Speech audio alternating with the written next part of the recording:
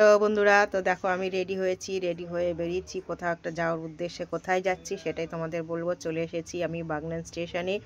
আমরা অপেক্ষা করছি ট্রেনের জন্য। আমি ননদের বাড়িতে গিয়েছিলাম, তোমাদের অনেককেই ভিডিও দিয়েছি বা বলেছি। আর সেখান থেকে একটু বেরিয়ে পড়েছিলাম বেড়ানোর উদ্দেশ্যে। তো কোথায় যাচ্ছি সেখানে গিয়ে বলবো। ততক্ষণে আমাদের ট্রেন চলে এসেছে, আমরা ট্রেনে উঠে পড়েছি। আর ট্রেনে উঠতে উঠতে তোমাদের চারিদিকে ভিউটা একটু দেখাচ্ছিলাম। আর এই দেখো, এই হচ্ছে ইছামতি নদী, যেটা কোলাঘাট এপার ওপারে, মানে এই নদীটা পার করলেই কোলাঘাট। তো যাই হোক, তারপরে আমরা চলে এসেছি গন্তব্যস্থলে। আর কোথায় এসেছি তোমরা ভেতরে ঢুকলে তোমরা নিজেরাই বুঝতে পারবে, তো দেখতে থাকো। তো চলে এসেছি আমরা হচ্ছে খিরাই। এই দেখো আমরা চলে এসেছি খিরাই। আর খিরাই মানে ফুলের বাগান, তোমরা সবাই জানো।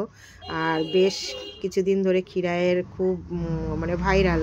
সকলে এখানে যাচ্ছে, সবাই ফটো তুলছে, সবাই ভিডিও করছে, অনেকে ব্লগ বানাচ্ছে। তো দেখে আমিও লোভ সামলাতে পারলাম না, যাব বলে বেরিয়ে পড়েছি।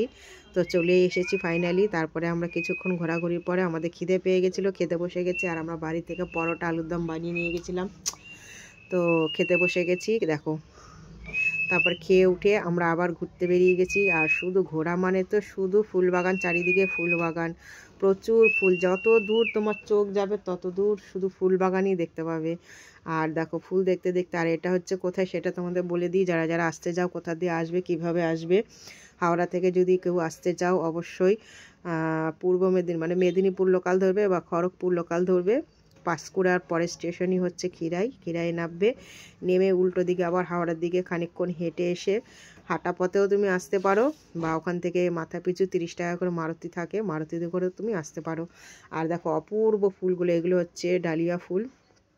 ডালিয়া ফুলগুলো নানান রকমের আছে, খুব সুন্দর সুন্দর। আর মোরগ ফুল, গাঁদা ফুল, ডালিয়া, চন্দ্রমল্লিকা, নানান ধরনের ফুল। আর এটা কী ফুল আমি নাম জানি না, তোমরা জানলে অবশ্যই জানিও। আর তোমাকে কি বলবো, ভিউটা দারুণ। এখানে সবাই মানে রিল বানাচ্ছিল, ভিডিও করছিল, ব্লগ করছিল। আমিও কিছু রিল বানিয়েছি, তো সেগুলো তোমাদের পরে আমি দেখাবো।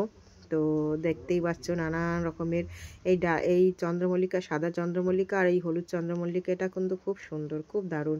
তারপর ছোট ছোট আরও নানা রকমের ফুল আছে, যেগুলো আমি সঠিক নাম জানি না। তো যাই হোক, যারা যারা এসেছো দেখে গেছো তারা তো অবশ্যই জানো, যারা আসোনি বা আসতে চাইছো তারা অবশ্যই এসে ঘুরে যেও। তবে এটা তুমি সব থেকে ভালো হবে ডিসেম্বর থেকে জানুয়ারির মধ্যে যদি আসতে পাও, নানান রকমের ফুল দেখতে পাবে। কারণ জানুয়ারির পরে এলে শুধু গাঁদা ফুলই দেখতে পাবে। এই সব যে অন্যান্য ফুলগুলো আছে এগুলো তখন আর থাকে না, এগুলো শুকিয়ে যায়, গাছগুলো তখন মরে যায়। স্থানীয়দের কাছ থেকেই শুনলাম। তাই আসা সব থেকে এটাই ভালো সময়। আর এই দেখো ফুলগুলো এত সুন্দর, ছোট হলে কিন্তু ফুলগুলো খুব সুন্দর। একটুখানি দাঁড়াবো, খুব সুন্দর, খুব সুন্দর। তাই তোমরা অবশ্যই এসে ঘুরে যেও বন্ধুরা। তা আমারও খুব ইচ্ছে ছিল অনেক দিনের। তো যেহেতু ননদের বাড়িতে গেছি, ননদের বাড়ি থেকে 1-1.5 ঘন্টার রাস্তা, তাই ভাবলাম এসছি যে কালে ঘুরেই যাই। দেখো পাশ দিয়ে ট্রেন যাচ্ছে, কারণ ট্রেন লাইনের পাশেই একদম খিরাই। আর সবাই জানো খুব অল্প সময় চলে আসা যায়, অল্প খরচে।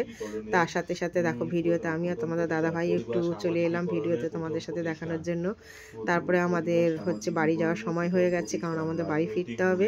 তো দাদাভাই বললো চলো এবার যাওয়া যাক। তা আমরা বেরিয়ে পড়েছি। আর এদিকে দেখো মাসি ফুল তুলছে, এই ফুলগুলো বিক্রি করছে জানো। ওখানে 10 টাকার মিনিমাম তোমাকে, এখানে ওই ফুলগুলো অন্তত 30 টাকার হবে, সেখানে ওখানে 10 টাকা দিচ্ছে। আর এই যে ফুলগুলো দেখছো, এগুলো কালারিং জলে ডুবানো আছে। আর এই গাছগুলো দেখো দেখতে শুকনো, কিন্তু জলে ভেজালে না এই গাছগুলো যে এরকম হয়ে যাচ্ছে, টাটকা একদম সবুজ হয়ে যাচ্ছে। আর এই সেই ছোটোবেলার স্মৃতি। জাহাজ অনেকেই জানো, এটা মেলায় গেলে ছোটোবেলা আমরা অনেকেই দেখেছি, বায়না করতাম মা বাবার কাছে কিনে দেওয়ার জন্য, আর চালাতাম এইভাবেই, খুব মজা হতো। আর এগুলো ম্যাজিক বল।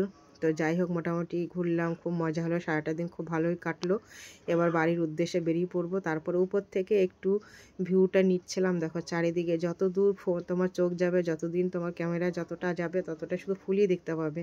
তারপরে উঠে পড়লাম, আমাদের আর হাঁটার ক্ষমতা ছিল না, উঠে পড়লাম গাড়িতে, মাথা পিছু 30 টাকা করে। আর দাদাভাই পেয়ারা মাখা নিয়ে নিয়েছিল, পেয়ারা মাখা খেতে খেতে চললাম স্টেশনের দিকে।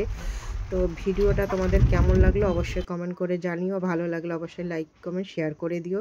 Thank you.